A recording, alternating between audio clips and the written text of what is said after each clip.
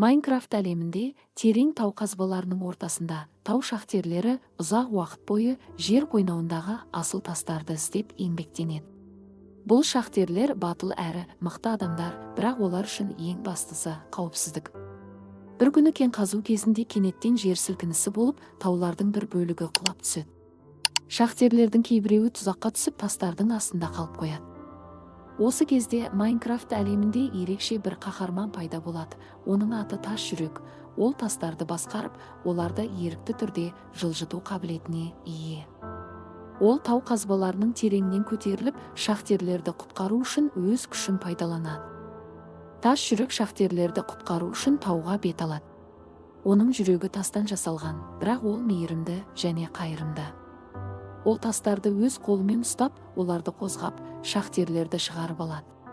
Бірақ тау қопарылып, шахтерлерді құтқару оңай емес. Шахтерлер тас жүректі көргенде таң қалып, оны құтқарушы ретінде қабылдайды. Ол оларға өз күшін көрсетіп, қауіпсіз жолды тауып, барлығын аман есен шығарады.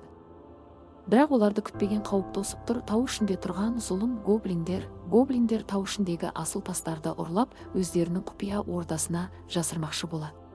Тас жүрек оларды тоқтату үшін шахтерлермен бірге күресуге бел буады. Гоблиндер өте мықты, бірақ тас жүректің тас басқару қабілеті оларды жеңуге көмектеседі. Тас жүрек гоблиндермен шайқасып, шахтерлерді қорғап, тау ішіндегі қауіпті өткелдерді қауіпсіз етіп жасайды. Ол өз күшін пайдаланғанда жер дірілдеп, тастар жылжып, жол ашылады. Шахтерлер оның көмегімен гоблиндерді жеңіп, өз жұмыстарын жалғастырады. Күрестің соңында тас жүрек гоблиндердің бастығын жеңіп, тау ішіндегі асыл тастарды шахтерлерге қайтарады. Ол шахтерлерге өзінің миссиясын аяқтағанын және енді басқа қиындықтарға дайын екенін айтады.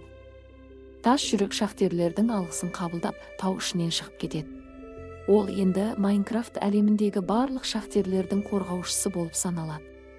Оның ерлігі мен батылдығы туралы аңыздар тарайды, ал тау ішіндегі тыныштық қайта орнайды.